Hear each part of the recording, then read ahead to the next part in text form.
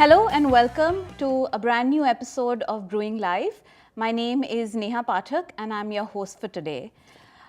Today in Brewing Live, we're going to take a break from our usual tech chats that we've been bringing to you over the last couple of months and bring you a topic which affects all of us far closer to home: diversity and inclusion. There's a very famous quote by an author called Verna Myers who says, "Diversity is being invited to the party and inclusion is being asked to dance." I had the good fortune of, attending a workshop which was conducted by our partners, the Humsafar Trust, which is India's oldest LGBTQ organization, a couple of months ago in our office.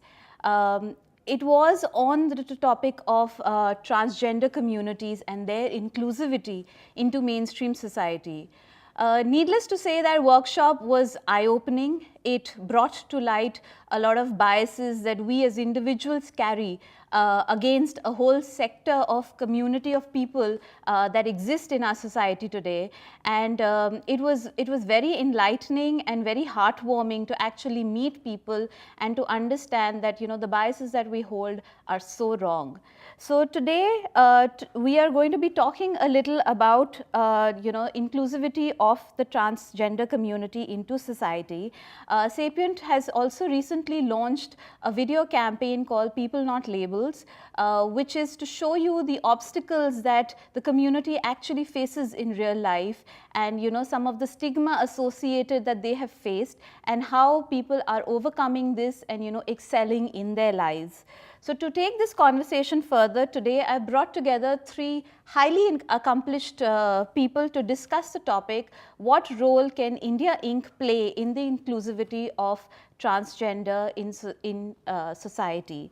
So I'd like to welcome our guests. With me today I have Sanjay Menon, who is our Managing Director of Publicis India, Publicis.Sapient India, and as MD, Sanjay is responsible for driving strategy, capability development and overall growth of Sapient's India presence. He is joined by Zainab Patel, who is a consultant at HIV Health and Development, UNDP India.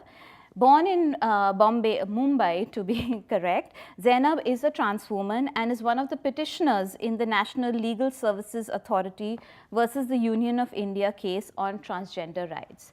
And our final guest for today is Mr. Yashwinder Singh. Yashwinder is a project manager on the Project Connect at the Humsafar Trust. He is also the founder of Haryana's first LGBT center in Faridabad and also initiated India's first beauty parlor cum training for transgenders way back in 2005. Welcome to Brewing Live, folks. To start off with this topic, Zainab, I'd love to start with you. Since we're talking about the community and today you're representing the community for us, what has been your journey like, growing up? What have been some of the biases you have or have not faced over the years? Okay, so let me start off with a disclaimer that I still have a very privileged lifestyle. I did manage to complete my master's in business administration. I've been schooled well. I got into working with the UN. I was a career diplomat. But for most of the transgender people whom we know, who are out on the streets, life is extremely difficult. I think the biasness, it's not about a bias. A bias could be positive, it could be negative. But I think it's the inherent stigma that one faces right from the time you do not conform to either being a man or a woman, or what the society decides.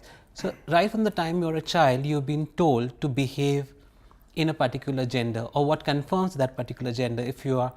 If you are born as a male, you're expected to be manly. If you're born as a woman, you're expected to be feminine, right from the way you dress, to the way you walk, to the way you talk, to the way you conduct in society. I think the most traumatic phase is around adolescent, when your body goes through a metamorphosis. You have hormones surging through your blood, you're confused, you want to meet people, you get physically and sexually active. You're questioning the sense of gender.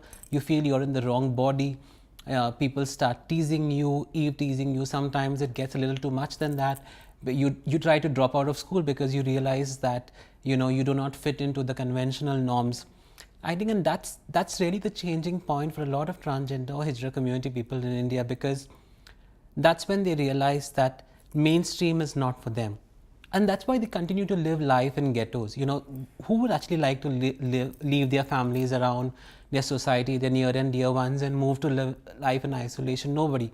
But the fact is that because they are made to feel so different, so ostracized, that they have to find spaces of their own. And I think that's where, you know, the boxes around employment, entrepreneurship, everything, or access to financial resources, all kind of fall out. Because if you're living as an isolated individual without any citizenship rights, I mean, look at it from a different perspective. It actually took a court case for a transgender person called Priya Babu, who actually petitioned the Madras High Court in the late 90s to find out whether transgender people even had the right to vote. So if you are citizens in a country, and the basic right that the citizen has is to be able to vote and elected representative. So it took us a court case, and this court ruling came in the early 2000s that they had the right to vote. Then to get your ID cards, either as, you know, as a transgender, at that point of time they would use nomenclature like a eunuch, you know, like words like eunuch, which are offensive terms, or other. So even today you have your voter ID card which says, you specifies the gender such as other. So there's no such term as other. You are either male, female, or I mean, so there it is difficult. But people like us do not have access to jobs. I think one of the main reasons for this is, if you're dropping out of an educational institute, either in school or college, when you leave your families behind, you're not really scrounging to the cupboards trying to take your ID card, your PAN card, your educational certificate, my birth certificate. So you're dealing with a community which faces a lot of migration issues, and this is forced migration. So you are dealing with all of those issues, and the person decides to run away from his house or her house to a community which is accepting of them.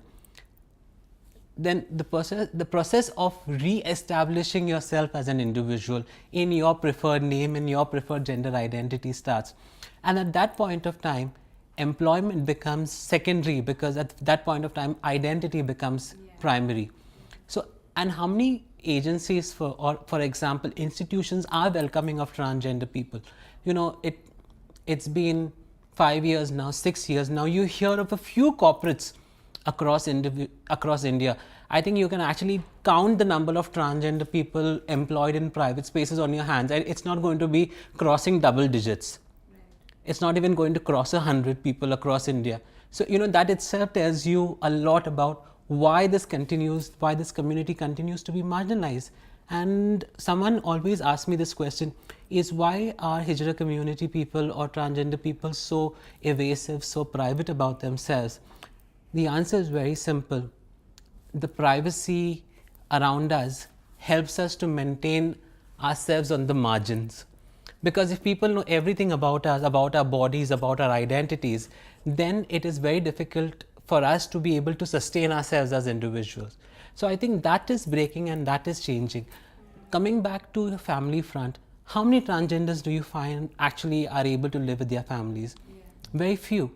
Because even if somewhere people are, like if you look at me, I've undergone my gender reassignment surgery. I could afford to do that. I could afford to do it in a good hospital, at a preferred provider, at the time and pace which I chose. But a lot of people can't afford that. So even transitioning is an issue. So family, society, employment spaces, then what is the space which is actually left for the transgender to go and explore his or her potential? Sanjay, you know, we've been working now, P.S has been working with the Humsafar Trust now for at least I think 2 years for the inclusion of the trans community. In this context, what do you think of diversity and inclusion? So firstly, I think we're very proud of the work we're doing with the Humsafar Trust, and I think it's something that's not only true to us as our purpose of, you know, ensuring that we are expanding and enabling potential wherever it exists in humankind, but it's also something that I think that people find a lot of inspiration in terms of a sense of, you know, fulfillment and being able to actually further the value that we can create for society. And I think that leads me to, you know, if you look at diversity and inclusion, at the end of the day, I think for us as society, to truly actually do the best we can, it has to harness everybody as part of the journey. So, you know, to me, it's in everybody's, you know, it's in everybody's benefit to make sure that we're all pulling together And if we're all not part of that circle that's pulling together, somewhere society at large is losing out. So, irrespective of, I think, and that's why I think inclusive to me is of really of all kinds, right? How do you pull everybody into the mainstream? And there are very layers of doing that. Just, as you said, Zainab, that, it's right from education to employment to, family and social inclusion, and I think all of those aspects. But I think at the end of the day, I think the way at least I personally see it is, you've got to be able to integrate into society, and then everything else starts following through. And I think for that, at least our endeavor is, and this is what I personally definitely believe in, is how do we help with the integration to society as a whole? Because as a corporate, where we can do is one aspect of it, but I think you have to first elevate just the level of understanding, consciousness, because I think every aspect that falls out of the inclusivity is usually due to either lack of information or misinformation, both of which are. So what can we do to start to kind of drive that the other way? To make sure that there's a meaningful participation for all of us in kind of being inclusive, because I think then we all benefit. And if it doesn't, we may not admit it, but we all know that somewhere we're losing out, because I think everybody brings a very different perspective, because everybody has a different vantage point from where they see life, and therefore they have something very rich to contribute to whatever thought process or whatever we're doing, right? Irrespective of where it's happening, whether it's in the corporate, in the government sector, or anywhere else. Yeah, diverse life experiences always add. So Zainab, it's been 4 years since the judgment on transgender. What, according to you, are some of the the challenges or maybe the opportunities that lie ahead of us? Actually, it will be 5 years next year in April. So it's been half a decade, and actually, to be very frank, I don't see a lot of change at the ground level, because when a group of us decided to go to the Supreme Court, we were taking an extreme sort of risk in terms of, what if the Supreme Court of the land says no, you lose the case, or you're challenging the government and they come up with some really weird argument, and you don't win the case, you don't lose the case, but you're stuck into nothingness. But we had this phenomenal piece of judgment, and I think what this judgment actually does is it's not only for trans people, it's just about for every citizen of this country, which reaffirms the right to privacy and individuality, that it gives you the right to choose your own gender without having undergone any body transformation. So stepping from that recognizing that individually you can choose your right to gender, you can choose what gender you want to. Looking at that, they started talking about equality. So what is the equality we're looking at? So equal representation, equal access, and equity. So you mentioned in the earlier, when you started off talking about not only getting invited to the party, but also being asked to dance. But we are even talking of ourselves to be able to access the party venue. So, so those kind of requirements. And I think when we talk about the transgender community, or any community for that matter, 2/3 of your living time is spent in a corporate or public space, when you're working. Right. And what an excellent way of mainstreaming yourself, because you're talking about 2-3 things which are interconnected. One, you are making someone skills worthy to be able to stand and live a life of dignity. The second thing is you're talking about mainstreaming into existing financial markets, etc., to be able to further live life of equality.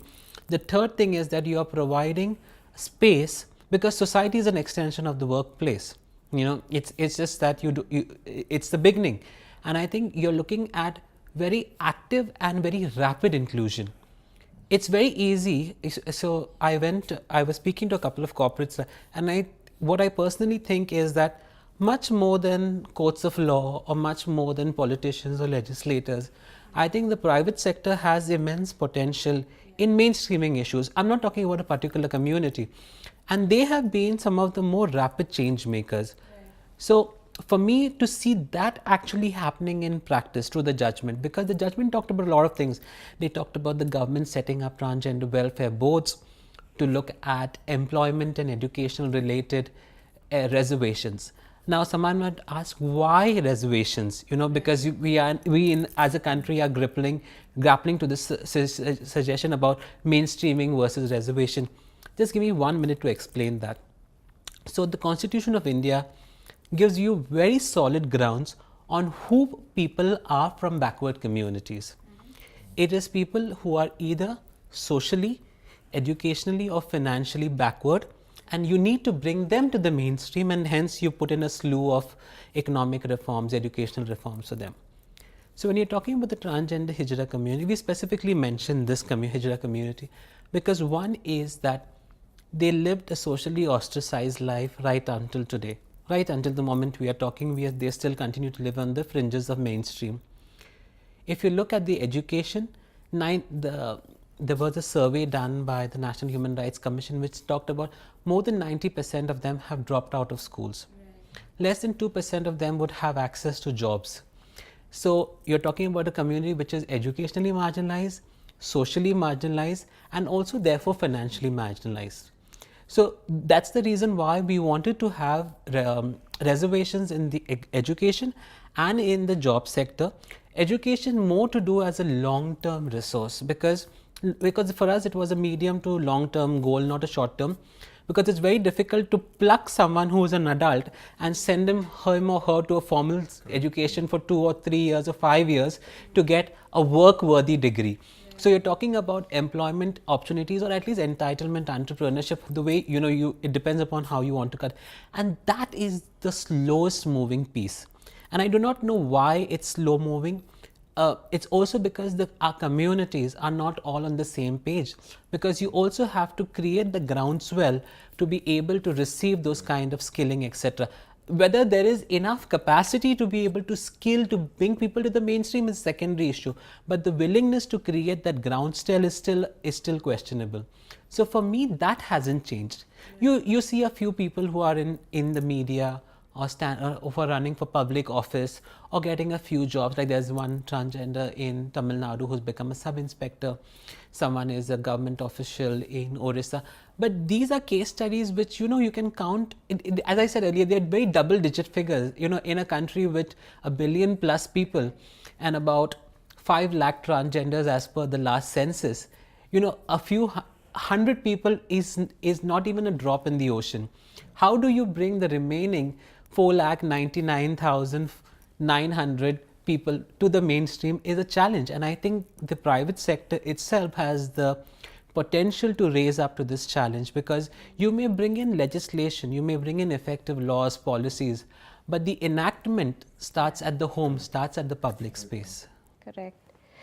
So you're talking about actually setting the wheels in motion and groundwork, right?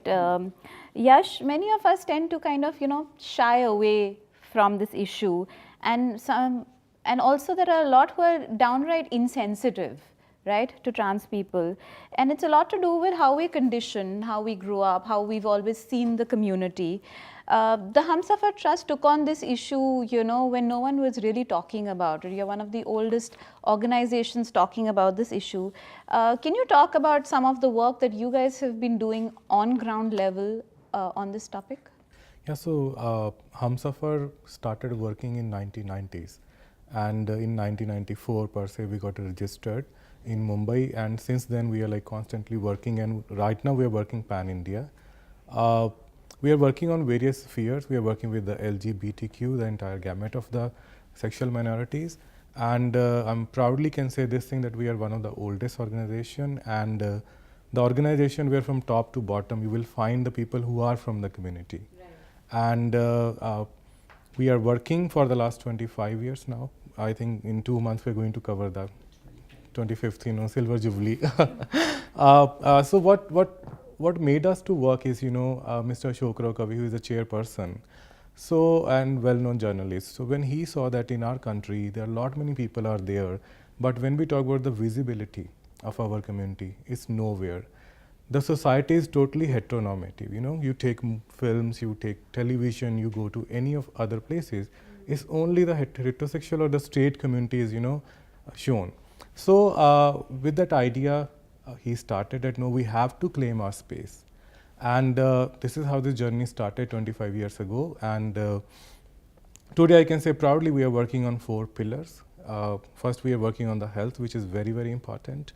Health, not only the physical but also the mental health. Second, because if we talk about any data, any evidences, anything with regard to the LGBTQ community in India, prior to Humsafar's entry, there was almost nothing.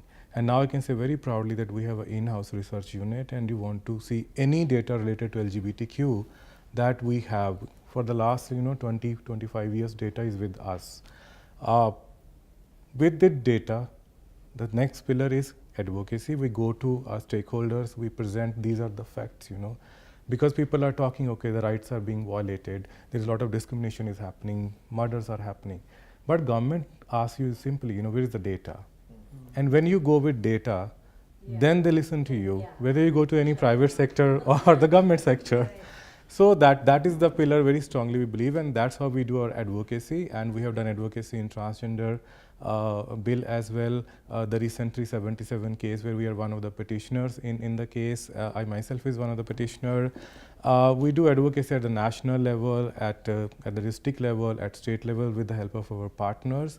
And last but not the least is our capacity building, which is also one of the strongest pillar, because we believe very strongly that to each and every place, whether it's a remote area or the small town, we have to go, we have to strengthen the community, we have to build the capacities of the community so that we can all stand up together and ask for our rights. And yes, we are really thankful to Sapient for providing their support and having faith on us. And it's been a journey of 2 years now, and we have done almost we have worked through 6 partners in this project, and in 3 cities, major cities were covered. And on inclusion part, definitely we have almost covered more than 1,000, and I think 1,200 people are being covered who are from the corporate. These are the corporate who are either from fashion industry, they are from the beauty and other industry, they are from the call centers. So this is how, in brief, I could say the work which we have been doing. Sanjay, when they're talking about, Zainab also touched upon this, that getting in, the private sectors can play a really big role in mainstreaming into society in general for trans people. So what role do you see for corporates and the overall larger employment sector play in mainstreaming the trans people? Yeah, I think I completely agree with you, Zainab, that I think the private sector, the corporate sector should definitely take a more leadership role in this and a more accountable role, right? I think in the entire thing. The way I see it is it's a bit of an ecosystem, right? Because I think each piece of the puzzle is a part of the solution but is not the complete solution. And similarly, the private sector, the corporate sector is a part of the solution because we may have access to the opportunities that can create, let's say, financial empowerment, right? But we may not have the wherewithal to understand how to go about it, which is where partners like Humsafar Trust comes in. So if I think there's a whole ecosystem of, who are the advocates, to who are the people who have who understand how to create inclusion, to the corporates who have the opportunity of where I'd say the inclusion can be instantiated, right? So to me, I think it's that ecosystem working is where and I think the accountability of making that ecosystem work is where I think the private sector can play a lot more, I think a lot more of a leadership role, because the reality also is I think there is, as you said, it's interesting the way you portray it. It's about, is there an ability for the community to be skilled, right? And I say that that's absolutely true. And then there is the where and how should they be skilled, and then how do you, in a way, I'll be very candid, prepare the corporate workplace for that to get manifested, right? And I think that's where we also start from within. So a lot of the programs that we kind of do, like the unconscious bias and the make some room kind of initiatives we have internally, is also preparing the workplace by elevating the consciousness, the sensitivity, the awareness, so that it's truly going to thrive when it happens. Otherwise, the best of intent and the best of planning is going to come to naught if the workplace isn't ready for that as yet.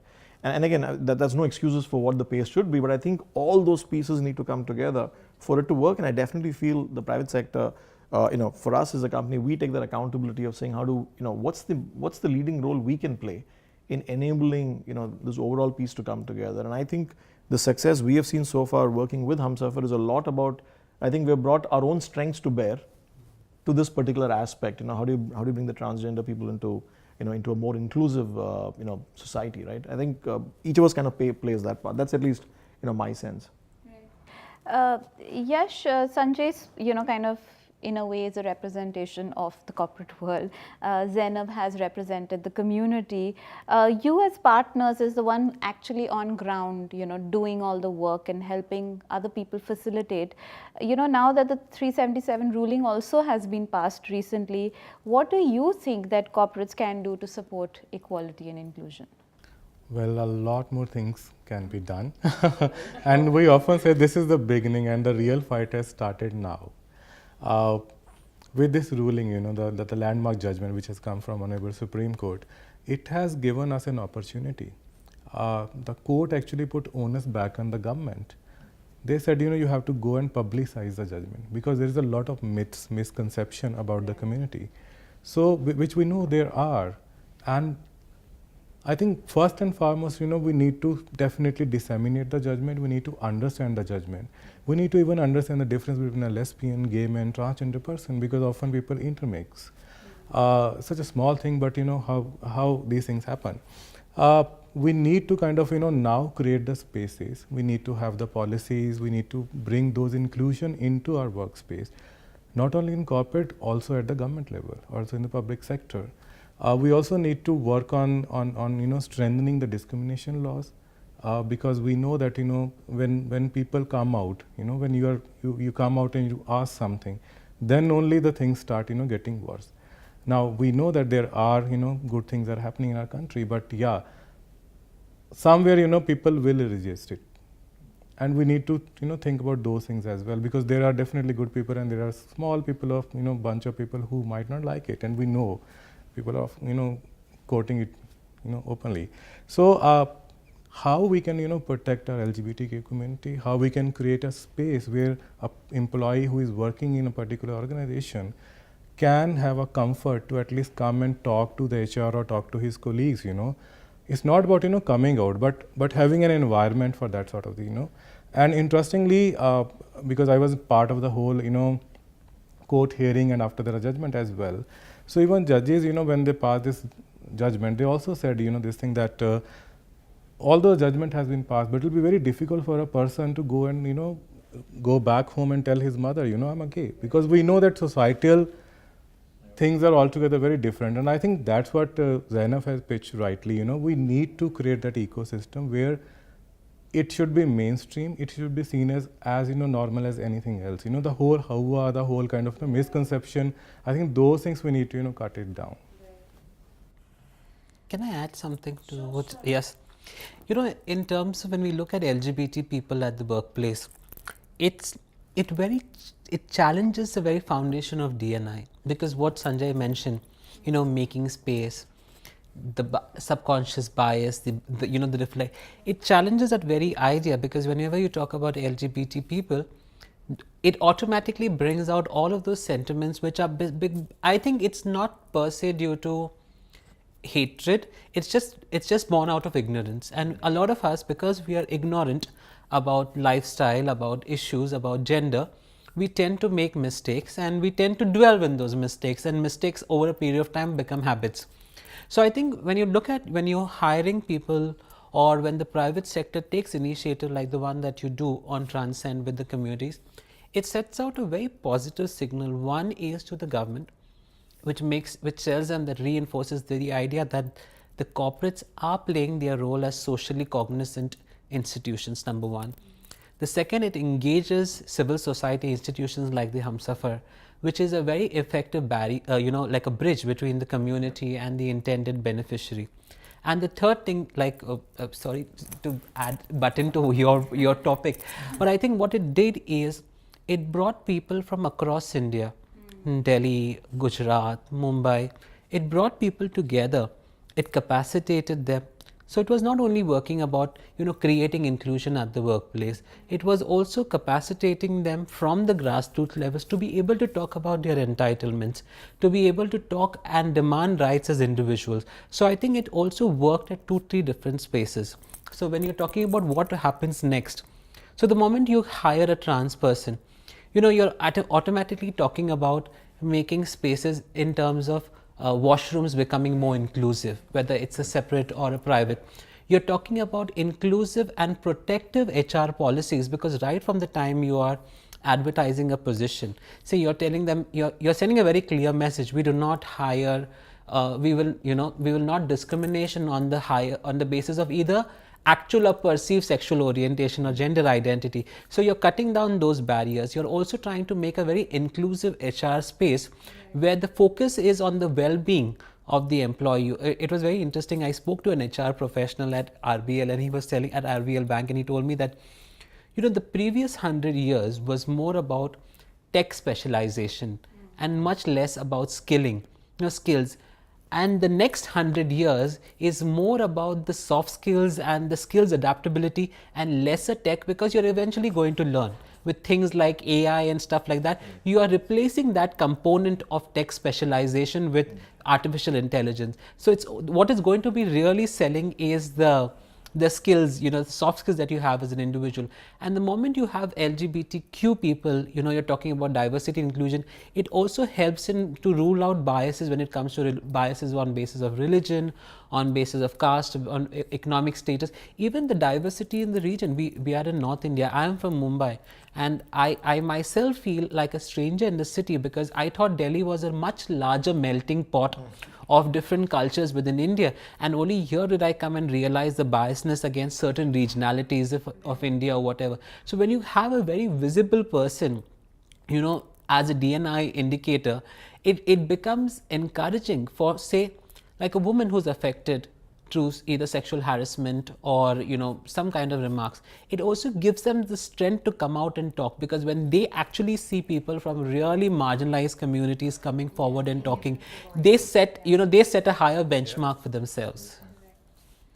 Well, on that note, I couldn't agree more with you that if you remove the ignorance, there is a lot that we can do. I personally have gone through that journey myself. So on that note, I'd like to wrap up this episode of Brewing Live and thank each one of you for joining us today. I'd like to part with only one thought, that inclusion, is a right, and it is not the privilege of a select few. So because people are not labeled, right? And the video that we have out on People Not Labels, if you haven't seen it yet, click on the link in the post and you'll be able to view that. Do take the time out. And thank you once again, Sanjay, Zainab and Yash, for this really insightful chat. Until next time, this is Neha Pathak signing up.